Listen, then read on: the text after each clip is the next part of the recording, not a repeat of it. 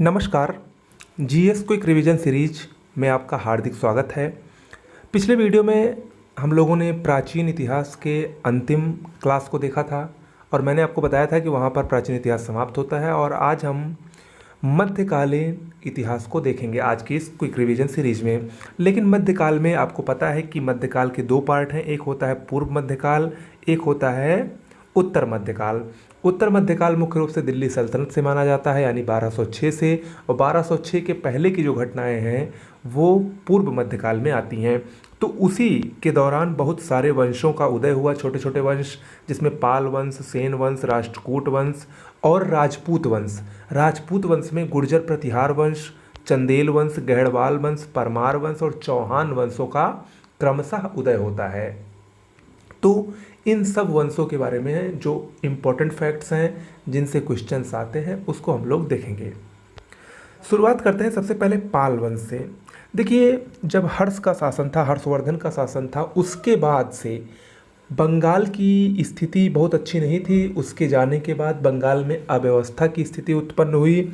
लेकिन उसके बाद शशांक, जो कि गौड़ वंश का शासक था, उसने कुछ दिन तक वहाँ शासन किया। लेकिन उसके बाद जो मुख्य वंश आया वो था पाल वंश।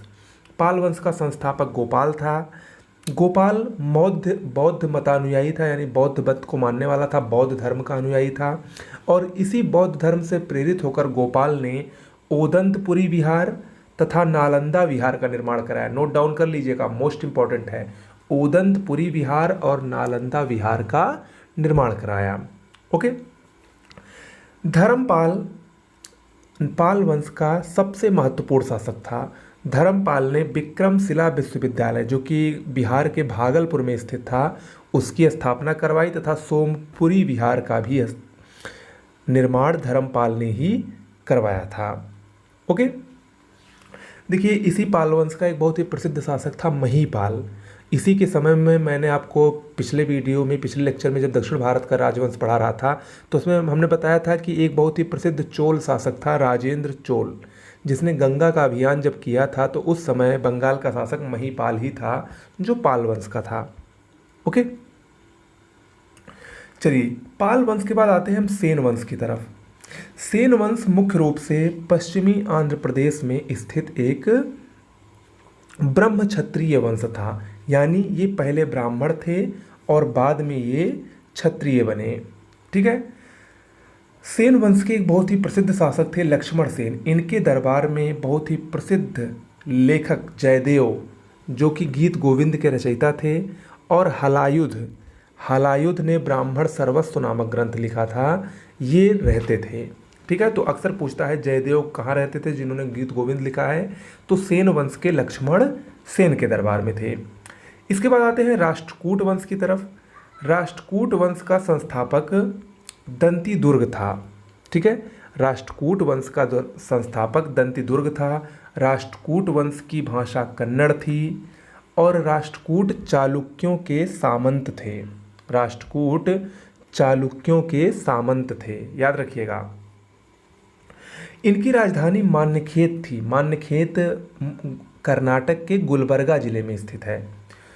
राष्ट्रकूट वंश के ही एक बहुत ही प्रसिद्ध शासक कृष्ण प्रथम ने एलोरा में कैलाशनाथ मंदिर का निर्माण करवाया था। कई बार पूछा जा चुका है।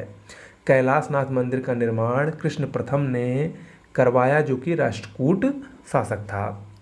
इसी के एक बहुत ही प्रसिद्ध शासक अमोघ वर्ष ने वीर नारायण की उपाधि ली थी। ठीक है। तथा कविराज मार्ग नामक ग्रंथ की रचना की थी। राष्ट्रकूट वंश में एक बहुत ही प्रसिद्ध युद्ध है, तक्कोलम का युद्ध। तक्कोलम का युद्ध ये कृष्ण तृतीय और परांतक प्रथम के बीच हुआ था, जो कि चोल शासक था, और इसमें परांतक प्रथम पराजित हुआ था। ठीक है। तो ये राष्ट्रकूट वंश हो गया। इसके बाद आते हैं हम राजपूत काल की तरफ। राजपूत काल में बहुत सारे वंशों ने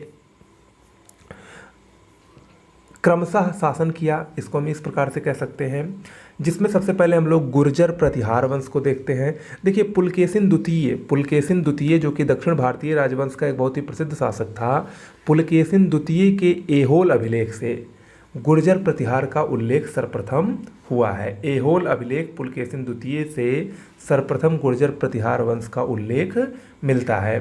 गुर्जर प्रतिहार वंश का सबसे महत्वपूर्ण शासक मिहिर भोज था, जिसने आदि वराह और प्रभास की उपाधि धारण की थी। अगला वंश था राजपूत का चंदेल वंश, जो कि जेजाग भुक्ति के थे। जेजाग भुक्ति वर्तमान में बुंदेलखंड में है। बुंदेलखंड के जेजाग भुक्ति में 9वीं सदी में चंदेल वंश की स्थापना हुई थी और इसका संस्थापक नन्नुक था तथा इसकी राजधानी वर्तमान में मध्य प्रदेश में स्थित खजुराहो थी।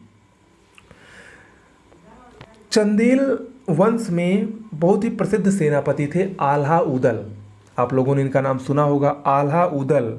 ये परमर्द देव के दरबार में थे। ठीक है, आल्हा उदल जगनिक की बहुत ही प्रसिद्ध कृति है आल्हा खंड, उसके नायक आल्हा उदल ही हैं। ठीक है, कंदरिया महादेव मंदिर जो कि शैव धर्म से संबंधित है तथा चतुर्भुज मंदिर जो कि भगवान विष्णु या वैष्णव धर्म से संबंधित है, ये दोनों इसी चंदेल वंश के में ही बने, यानी इसी काल में बने थे। तो नोट डाउन करिएगा।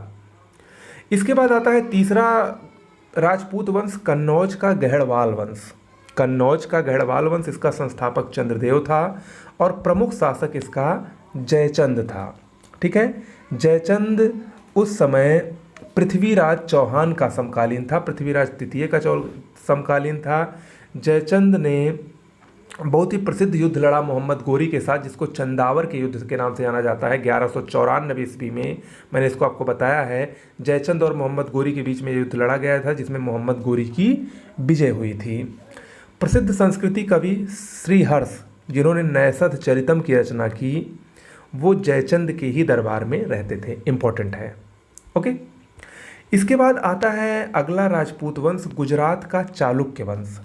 गुजरात के चालुक्य वंश के संस्थापक मूलराज थे और इनकी राजधानी अनहिलवाड़ा थी। चालुक्य शासक भीम प्रथम के समय में ही महमूद गजनवी ने सोमनाथ मंदिर पर आक्रमण किया था 1025 ईस्वी में। भीम प्रथम के ही एक मंत्री बिमल शाह ने दिलवाड़ा के जैन मंदिर का निर्माण करवाया। दिलवाड़ा का जैन मंदिर जो कि राजस्थान के माउंट आबू में स्थित है, अरावली पहाड़ियों में स्थित है, उसका निर्माण किसने करवाया था? भीम प्रथम के मंत्री बिमल शाह ने। बहुत ही महत्वपूर्ण प्रश्न है ये। चालुक्य वंश की ही एक बहुत ही प्रसिद्ध राजा कर्णदेव ने अहमदाबाद नगर की स्थापना करवाई थी गुजरात के। भीम द्वितीय, ये भी चालुक्य वंश का ही शासक था, जिसने मोहम्मद गोरी को हराया था। ओके, इसके बाद आते हैं मालवा के परमार वंश की तरफ। अगला वंश था मालवा का परमार वंश। इसकी राजधानी उज्जैन थी। इसका सबसे प्रमुख शासक था भोज परमार। इसने भोजपुर नगर की स्थापना की और वहाँ पर सरस्वती मंदिर का निर्माण करवाया, जिसके कारण जब इसकी मौत हुई, इसकी जब मृत्यु हुई परमार भोज की, तो इसको निरालंबा सरस्वती कहा गया।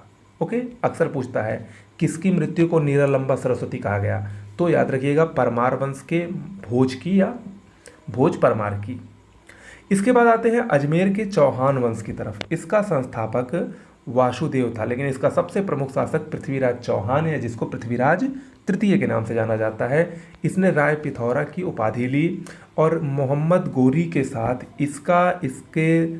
इसके साथ ही मोहम्मद गोरी ने तराइन का 2 युद्ध लड़ा था। पहला युद्ध 1191 में, जिसमें मोहम्मद गोरी को पृथ्वीराज चौहान ने पराजित कर दिया था, लेकिन 1192 में गोरी पूरे आत्मविश्वास के साथ और पूरी तैयारी के साथ आया और उसने अंतिम रूप से पृथ्वीराज चौहान को पराजित किया और उसको मृत्युदंड दिया।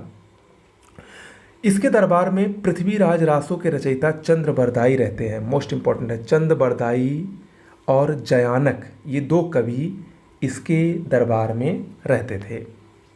इसके बाद अगला वंश है कलचुरी वंश, जो कि त्रिपुरी जबलपुर का है। इसके संस्थापक कोक्कल प्रथम थे और इसके शासक युवराज प्रथम के दरबार में बहुत ही प्रसिद्ध विद्वान राजशेखर रहते थे, जिन्होंने काव्य मीमांसा की रचना की।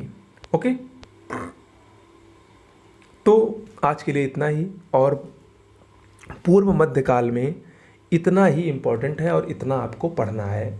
क्विक रिवीजन सीरीज चल रही है, अगर आपको इसको पूरा पढ़ना है तो हमारी जीएस की नोट्स अवेलेबल हैं।